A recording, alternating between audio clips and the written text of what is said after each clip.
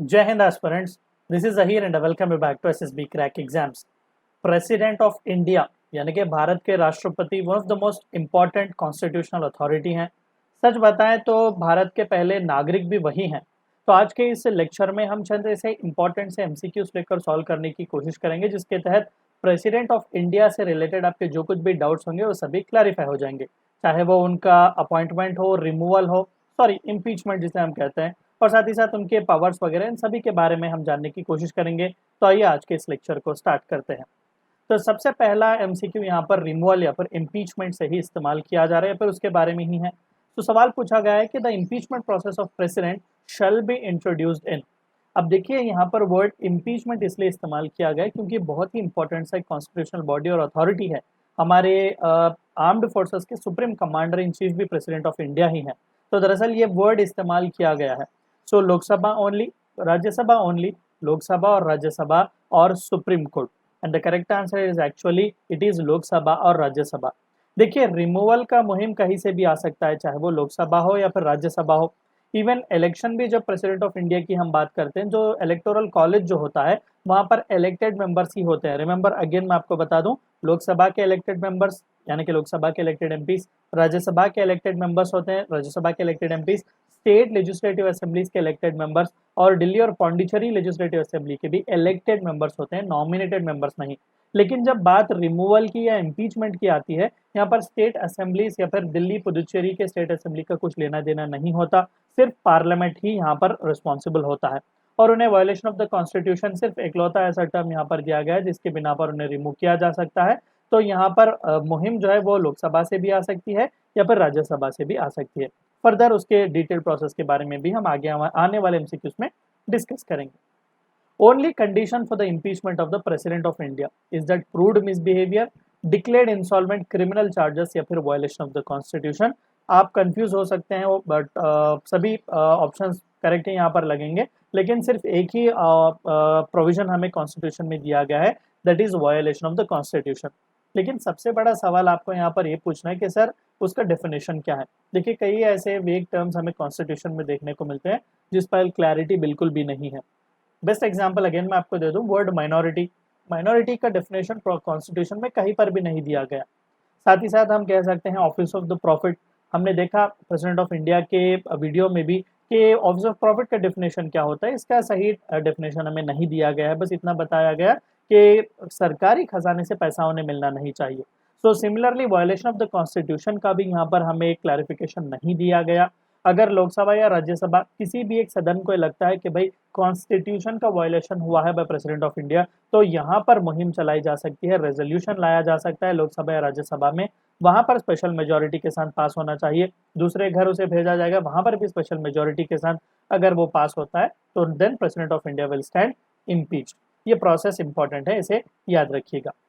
Procedure of impeachment of president of India is, अभी जैसे कि मैंने थोड़ा बहुत आपको प्रोसीजर के बारे में बताया, तो उसे हम क्या कहेंगे, judicial procedure, quasi judicial procedure, legislative procedure या एग्जीक्यूटिव प्रोसीजर। अब देखिए पार्लियामेंट एक लेजिस्लेटिव बॉडी जरूर है। अब सर आपने जो प्रोसीजर बनाया बताया उसके हिसाब से अगर हम देखेंगे तो ये लेजिस्लेटिव प्रोसीजर ही होगा ना, क्योंकि राज्यसभा और लोकसभा दोनों ही इन्वॉल्व हैं। लेकिन थोड़ा बहुत मैं आपको प्रोसीजर के बारे में और डिटेल में बताऊं।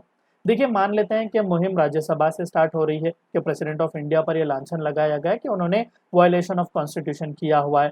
तो वहां पर 2/3 मेजोरिटी के साथ अगर रेजोल्यूशन पास होता है तो उसे दूसरे घर यानी कि लोकसभा को भेजा जाएगा। अब यहाँ पर इमीडिएटली लोकसभा उसे वोटिंग के लिए नहीं रखेगा। लोकसभा करेगा क्या, वहां पर एक कमेटी बिठाई जाएगी, वहां पर स्पेशल इन्वेस्टिगेशन के लिए एक इंक्वायरी कमेटी बिठाई जाएगी जो पूरी तरीके से छानबीन करेगी क्या सच में कॉन्स्टिट्यूशन ऑफ इंडिया का वायलेशन हुआ है या फिर नहीं।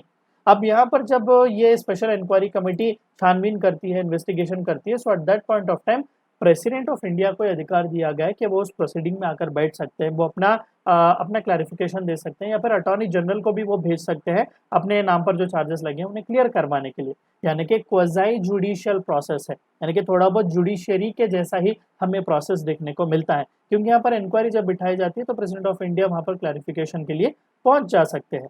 तो जब सेकेंड हाउस यानी कि लोकसभा भी अगर उस इंक्वायरी कमीशन में ये आता है कि हाँ वायलेशन हुआ है कॉन्स्टिट्यूशन का, तो सेकेंड हाउस में भी उसे रेजोल्यूशन को वोटिंग के लिए रखा जाएगा। वहां पर भी अगर स्पेशल मेजोरिटी के साथ, स्पेशल मेजोरिटी यानी कि क्या, 50% of the total membership and 2/3 members present and voting. अगर इतनी तादाद उस रेजोल्यूशन को सपोर्ट करती है, so then the president will automatically stand impeached. Remember, this is very much more important. President को कोई भी यहाँ पर रिमूव नहीं करता, वो ऑटोमेटिकली इम्पीच हो जाते हैं अगर दोनों हाउसेस, दोनों सदन जो है रेजोल्यूशन पास करते हैं उनके रिमूवल का। सो रिमेंबर, बहुत ही इंपॉर्टेंट सी चीज है। President of India is appointed by, impeachment के बारे में तो ए टू जेड डिटेल मैंने आपको बता दिया। आई थिंक आपका क्लैरिफिकेशन, डाउट पूरे हो चुके हुए होंगे। अपॉइंट कौन करता है प्रेसिडेंट ऑफ इंडिया को? Chief justice of India, vice president of India, electoral college, none of the above. खुशी में आकर चीफ जस्टिस ऑफ इंडिया मत लिख देना, क्योंकि वो ओथ दिलाते हैं बस। Vice president of India resignation accept करते हैं, और वाइस प्रेसिडेंट ऑफ इंडिया अगर एब्सेंट है तो chief justice of India accept करेंगे रेसिग्नेशन प्रेसिडेंट ऑफ इंडिया का। इलेक्टोरल कॉलेज, जिसके बारे में अभी मैंने कहा कि भाई लोकसभा राज्यसभा के इलेक्टेड एमपीज होते हैं और सभी स्टेट लेजिस्लेचर के इलेक्टेड एमएलएस होते हैं, और दिल्ली और पुदुचेरी लेजिस्लेटिव असेंबली के भी इलेक्टेड मेंबर्स। ये लोग इलेक्टोरल कॉलेज का हिस्सा हैं, लेकिन वो अपॉइंट नहीं करते, क्योंकि president of India is appoint not appointed, he is elected by the electoral college. तो याद रखिएगा कि जैसा ही इलेक्टोरल कॉलेज वोट देता है, election commission of India is actually given the authority for the direction superintendence of election of vice president of India. So जैसा ही election commission of India results घोषित करते हैं, नो डाउट जो सबसे ज्यादा कोटा 50% प्लस 1 वोट जिसे आए हुए होते हैं, he will be declared as elected. So immediately chief justice of India उनका शपथ ग्रहण करवाते हैं, और रिमूवल के लिए भी यहाँ पर किसी का भी एग्जीक्यूटिव ऑर्डर पास करने की जरूरत नहीं है। जैसा ही दोनों हाउसेस में स्पेशल मेजोरिटी के साथ रेजोल्यूशंस पास होते हैं, he will automatically stand impeach. So remember, ना ही उनका अपॉइंटमेंट कोई करता है, ना ही उनका रिमूवल कोई करता है। इलेक्शन इलेक्टोरल कॉलेज करती है, रिमूवल पार्लियामेंट प्रोसेस पूरी तरीके से देखता है। The president of India submits his resignation to chief justice of India, vice president of India, prime minister of India, Lok Sabha. देखिए, वैकेंसी कैसे भी आ सकती है, या तो डेथ की वजह से भी आएगी, वो जब चाहे तब रिजाइन भी कर सकते हैं। इम्पीचमेंट के प्रोसेस के दौरान भी उन्हें अधिकार दिया गया कि अगर वो चाहें तो वो रिजाइन करके जा सकते हैं, ठीक है। लेकिन अपार्ट फ्रॉम दैट, अगर वो रिजाइन करना ही चाहते हैं तो वो अपना रेसिग्नेशन किसे देंगे? नो डाउट वो वाइस प्रेसिडेंट ऑफ इंडिया को ही देंगे। अगर vice president of India available नहीं है तो किसी न सो चीफ जस्टिस ऑफ इंडिया को देंगे, और अगर चीफ जस्टिस ऑफ इंडिया भी नहीं है तो कोई ना कोई सीनियर मोस्ट सुप्रीम कोर्ट के जज एक्सेप्ट करेंगे। So remember that, it is important.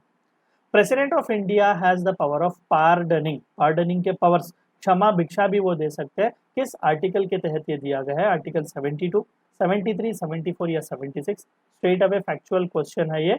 The correct answer is article 72 of the Indian constitution.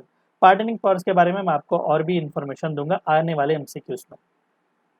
Article 74 of the Indian constitution states, ये सभी यूनियन एग्जीक्यूटिव पार्ट 5 का ही हिस्सा है, जहां पर खासकर president, prime minister, vice president, council of ministers और attorney general of India के बारे में बात किया गया है। तो आर्टिकल 74 किसके बारे में बताता है? The extents of the executive power of the union, council of ministers shall aid and advise the president, attorney general of India, conduct of business of government of India. तो आर्टिकल 74 जो है वो ये बताता है कि प्रेसिडेंट को assist करने के लिए काउंसिल ऑफ मिनिस्टर्स होगा, जिसे हेड प्राइम मिनिस्टर करेंगे। रिमेंबर, इंपॉर्टेंट है। और article 73 extent of executive power of union के बारे में बात करता है। अटॉर्नी जनरल एक और कॉन्स्टिट्यूशनल बॉडी है, current attorney general R Venkata Ramani ji हैं, आर्टिकल 76। और conduct of business of government of India, article 77।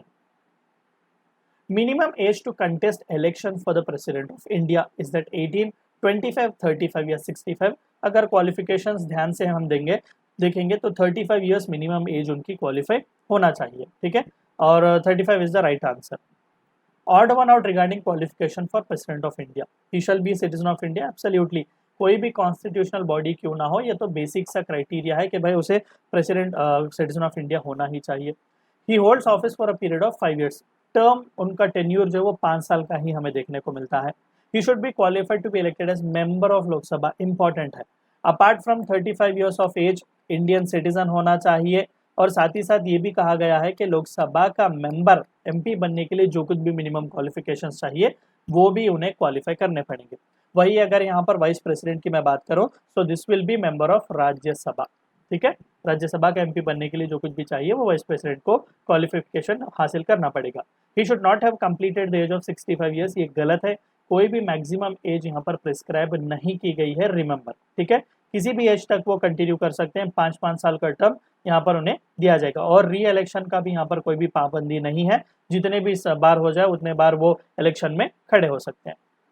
The electoral college of president election does not consist of elected members of Lok Sabha, बिल्कुल होते हैं ना, इलेक्टेड मेंबर्स ही होते हैं। नॉमिनेटेड मेंबर्स ऑफ राज्यसभा थोड़ा बहुत रुकते हैं यहाँ पर।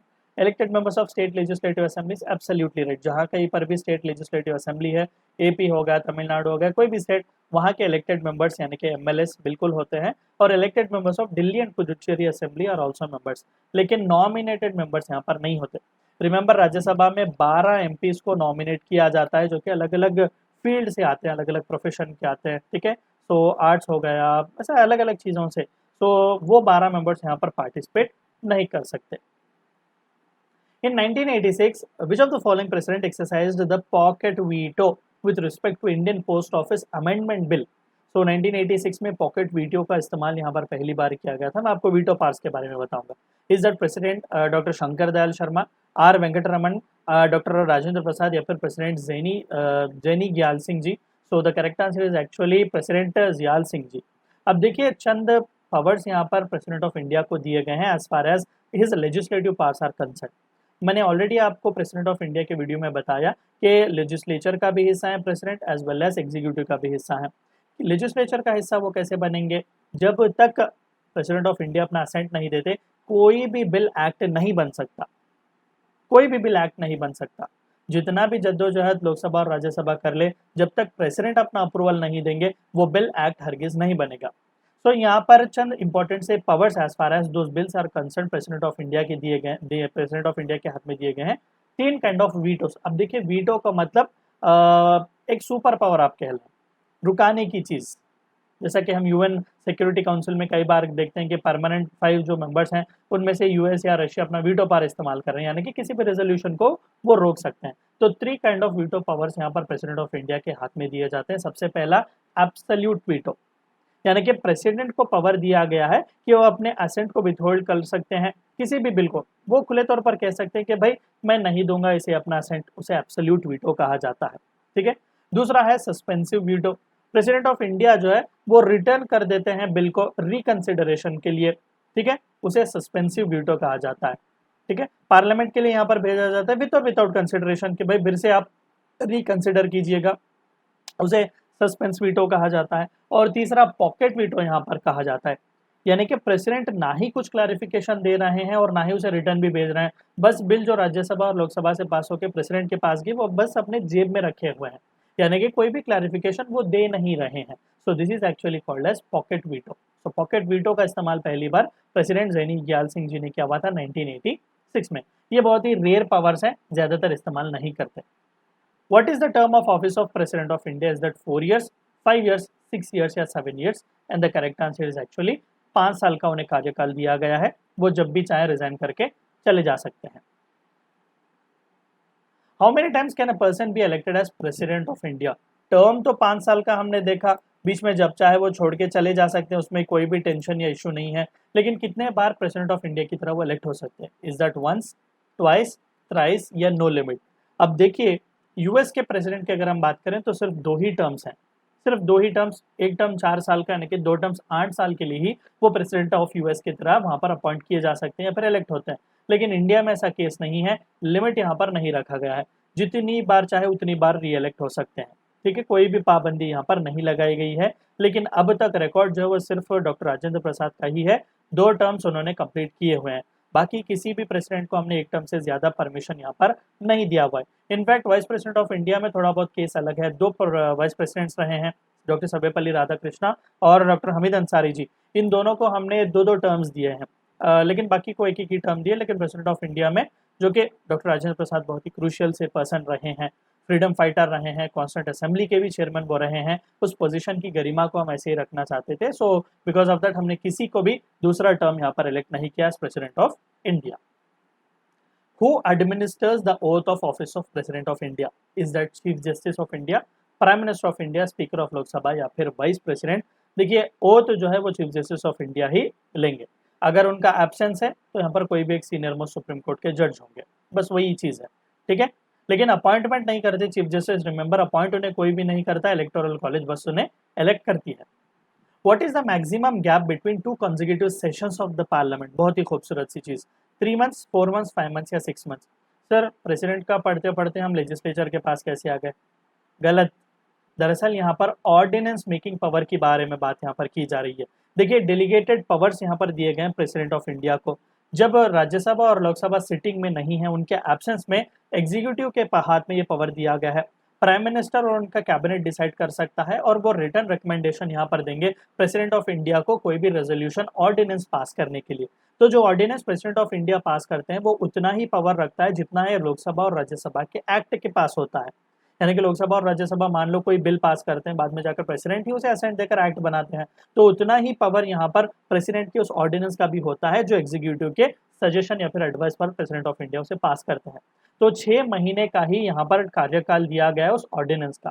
तो कॉन्स्टिट्यूशन में भी ये प्रावधान दिया गया है कि 2 कॉन्जिक्यूटिव सेशंस जो पार्लियामेंट के होते हैं वो 6 महीने से भी ज्यादा नहीं होना चाहिए। उसका स्पेसिफिक पर्पस भी यही है। ऑर्डिनेंस का जो पावर होता है वो 6 महीने के लिए ही होता है। 6 महीने के बाद लोकसभा और राज्यसभा जब सिटिंग में आते हैं तो वहां पर भी उन्हें 1.2 वीक्स यानी कि 1 महीना और 2 हफ्ते, मान लो 1.5 महीना, सॉरी 1.5 मंथ्स उन्हें आप कह सकते हैं। तो उसी तरीके से टोटल अगर ऑर्डिनेंस पावर की मैं बात करूं तो 6 मंथ्स प्लस 1.5 मंथ कितना हो गया? 7.5 मंथ्स जो है वो पावर यहाँ पर ऑर्डिनेंस का रहेगा। यानी कि बैठक हो गई तो यहाँ पर 6 वीक्स का टाइम लोकसभा और राज्यसभा को दिया जाता है कि उस ऑर्डिनेंस को यहाँ पर रिप्लेस करे, एक नया एक्ट बिल वहां पर पास करके एक नया एक्ट उसे बनाए। सो 7.5 मंथ्स रिमेंबर, याद रखिएगा। Who is ex officio chairman of Rajya Sabha? Is that President of India, Vice President of India, Prime Minister या Speaker of लोक सभा? खुशी खुशी में प्रेसिडेंट मत लिख देना क्योंकि it is vice president of India. Rajya Sabha के चेयरमैन भी वही हैं, एक्स ऑफिशियो चेयरमैन उन्हें ही बुलाया जाता है। So he is actually the ex officio chairman of Rajya Sabha, that is council of states. The president can be removed from his office on the ground of incapacity, insolvency, unsound mind या violation of the constitution। I think we have already discussed violation of the constitution इकलौता प्रावधान दिया गया है, लेकिन हमें clarity नहीं दी गई है कि violation of the constitution हम किसे कंसिडर करेंगे। Which article of the Indian Constitution deals with impeachment process of the president? इतना लंबा चौड़ा मैंने आपको प्रोसेस बताया, आर्टिकल नहीं बताया। So article 60, 61, 62 या 63। So clearly article 61 of the Indian Constitution में हमें प्रेसिडेंट ऑफ इंडिया के इम्पीचमेंट के बारे में दिया गया है। दोनों हाउसेस स्पेशल मेजॉरिटी के साथ रेजोल्यूशंस पास करेंगे, तभी जाकर president of India shall be stand impeached. Who appoints the Prime Minister of India? President of India, Chief Justice of India, Lok Sabha speaker या फिर supreme court? And the correct answer is president of India. अब देखिए मैं आपको एक बात बता दूं, डायरेक्टली अगर मैं आपसे ये कहूं कि इलेक्शन ऑफ प्राइम मिनिस्टर कौन करता है? लोग नहीं करते, रिमेंबर दैट ऑलवेज। हम क्या करते हैं? हम अपने एमपीज को इलेक्ट करते हैं। कई बार मैंने अपने वीडियोस में भी बताया कि प्राइम मिनिस्टर नरेंद्र मोदी जो है वो वाराणसी के एमपी पहले हैं, बाद में देश के प्रधानमंत्री हैं। देखिए हम थोड़ी ना डायरेक्टली जाकर प्राइम मिनिस्टर को इलेक्ट करते हैं, हम क्या करते हैं? हम एमपीज को इलेक्ट करते हैं, मेंबर ऑफ पार्लियामेंट्स को हम इलेक्ट करते हैं लोकसभा के लिए। तो लोकसभा के एमपीज क्या करेंगे? वो जब लोकसभा में बैठेंगे तो अपने लीडर ऑफ हाउस को वो इलेक्ट करेंगे, और जो लीडर ऑफ हाउस इलेक्ट होगा लोकसभा में वही प्रधानमंत्री की तरह अपॉइंट किया जाएगा। और प्रधानमंत्री, जो भी लीडर ऑफ हाउस होगा लोकसभा का, उसे प्रेसिडेंट ऑफ इंडिया प्रधानमंत्री की तरह अपॉइंट करते हैं, और इसी प्रधानमंत्री के एडवाइस पर बाकी के सभी काउंसिल ऑफ मिनिस्टर्स को अपॉइंट किया जाता है। सो नो डाउट यहाँ पर प्राइम मिनिस्टर का पोजीशन बहुत ही क्रूशियल है, बहुत ही इंपॉर्टेंट है, क्योंकि उन्हीं के एडवाइस पर बाकी के सभी काउंसिल ऑफ मिनिस्टर्स को अपॉइंट किया जाता है। अगर प्राइम मिनिस्टर चाहे किसी को रिमूव करना तो भी वो जाकर प्रेसिडेंट को सजेशन दे सकते हैं कि भाई फला मंत्री को आप निकाल दीजिएगा। सो ये पार्ट जो है वो प्राइम मिनिस्टर ऑफ इंडिया के हाथ में दिए गए हैं। The president of India can dissolve the Lok Sabha on whose recommendation? Lower house को डिसॉल्व करेंगे तो इमीडिएट इलेक्शन ही जाना पड़ेगा। सो कौन ये सजेशन देता है? Is that prime minister of India, chief justice of India, speaker of Lok Sabha या prime minister and council of ministers? ये मत सोचना कि भाई लोकसभा के स्पीकर जो कि हायर अथॉरिटी हैं, एमपीज को ही फिर से रीइलेक्ट करना पड़ेगा तो वो देंगे, ऐसा बिल्कुल भी नहीं है। ये भी अधिकार प्राइम मिनिस्टर और काउंसिल ऑफ मिनिस्टर्स के हाथ में ही दिया गया है कि वो अगर प्राइम प्रेसिडेंट ऑफ इंडिया को सजेस्ट करेंगे तो प्रेसिडेंट ऑफ इंडिया चाहे तो डिसॉल्व कर सकते हैं। The powers to grant pardons, reprieves, respite or remission of punishment is vested in the president under which article? मैं इन सभी के बारे में आपको अभी बताऊंगा. Is that article 72, 74, 75 या 76? And the correct answer is article 72 के तहत इंडियन कॉन्स्टिट्यूशन में यहाँ पर पावर्स प्रेसिडेंट ऑफ इंडिया को दिए गए हैं कि वो पनिशमेंट्स को पार्डन भी कर सकते हैं, रिप्राइव्स भी दिला सकते हैं, रिस्पाइट्स भी दे सकते हैं या फिर रेमिशंस भी प्रोवाइड कर सकते हैं. अब एक एक टर्म का एक एक मतलब यहाँ पर है. सबसे पहला पार्डन का मतलब क्या? क्षमा भिक्षा. बोथ सेंटेंस और कन्विक्शन दोनों ही, यानी कि बाइज्जत बरी कर देना. प्रेसिडेंट ऑफ इंडिया के हाथ में ये पावर है. वो किसी भी एक इंडिविजुअल को उसके चार्ज से भी यहाँ पर कन्विक्ट से भी उसे माफी कर सकते हैं, रिमूव कर सकते हैं और उसके सेंटेंस को भी माफ करवा सकते हैं. दूसरा, कम्यूटेशन, एक फॉर्म ऑफ पनिशमेंट से किसी लाइटर फॉर्म ऑफ पनिशमेंट को सब्सटीट्यूट करवाना. ठीक है, मान लो उस पर अगर कोई सीरियस न कठिन शिक्षा उसे दी गई है, 10 साल रिगरस जेल इम्प्रिजनमेंट, उसे थोड़ा बहुत सब्सटीट्यूट करके 2 साल या 5 साल का दिलवा सकते हैं या फिर फाइन वगैरह उसके हाथ से पे करवा सकते हैं. तीसरा है रेमिशन, पीरियड ऑफ सेंटेंस को कम करवाना. अगर 10 साल है तो उसे कम करके 8 या 5 साल भी करवा सकते हैं. रिस्पाइट, लेसर सेंटेंस यहाँ पर प्रोवाइड करना. ओरिजिनली कुछ और दिया गया था, बाद में उसे स्पेशल फैक्ट्स यहाँ पर मद्देनजर रख के प्रेसिडेंट ऑफ इंडिया उसे रिड्यूस भी करवा सकते हैं. 5वां है रिप्राइव, यानी कि एग्जीक्यूशन ऑफ सेंटेंस दिया गया उसको स्टे भी करवा सकते हैं कि भाई थोड़ा बहुत टाइम ले लो, थोड़ा बहुत देखो और भी कुछ अगर हो सकता है तो वहां पर स्टे भी दिया जा सकता है. तो यहाँ पर एग्जीक्यूशन का पार्डन देना गवर्नर के हाथ में नहीं है, वो सिर्फ प्रेसिडेंट ऑफ इंडिया के हाथ में है. बाकी के पूरे गवर्नर को पावर्स दिए गए हैं. Who acts as the president of India when the office of both the president and vice president is vacant? अच्छी बात है ना कि 6 महीने तक अगर चाहे तो जो प्रेसिडेंट ऑफ इंडिया के ऑफिस में वैकेंसी आ जाए, प्रेसिडेंट की डेथ होती है, वो रिजाइन करते हैं या उन्हें इम्पीच किया जाता है, तो नेक्स्ट 6 मंथ्स तक वाइस प्रेसिडेंट ऑफ इंडिया उस पोजीशन पर बैठेंगे और वो पूरे काम करेंगे जो प्रेसिडेंट ऑफ इंडिया को करना पड़ेगा. ठीक है, eight that point of time कोई भी वाइस प्रेसिडेंट ऑफ इंडिया नहीं होगा, लेकिन विद इन 6 मंथ्स हमें किसी एक नए पर्सन का प्रेसिडेंट ऑफ इंडिया इलेक्ट करना ही पड़ेगा. तो जब प्रेसिडेंट भी नहीं है, वाइस प्रेसिडेंट भी अगर नहीं है, तो कौन एक्ट करेगा? President is that prime minister, chief justice of India, speaker of Lok Sabha या senior most governor of a state. And the correct answer is chief justice of India. अगर वो भी नहीं होंगे तो कोई भी एक सुप्रीम कोर्ट का सीनियर जज एक्ट कर सकता है. इंपॉर्टेंट है. Who among the following has the power to nominate 2 members of Lok Sabha from Anglo-Indian community? Has नहीं, was पहले हुआ करता था, अब नहीं है. So president, prime minister, chief justice of India, Lok Sabha speaker. And the correct answer is president. देखिए, लोकसभा में हम 2 एंग्लो इंडियंस के लिए सीट्स रिजर्व करते थे और राज्यसभा में 12 सीट्स, ठीक है, नॉमिनेट किया जा सकता था. लेकिन 2019 में हमने इस प्रावधान को मार गिराया. एज ऑफ नाउ हम लोकसभा में किसी भी एंग्लो इंडियन को नॉमिनेट नहीं करते. पहले था प्रेसिडेंट ऑफ इंडिया नॉमिनेट करते थे.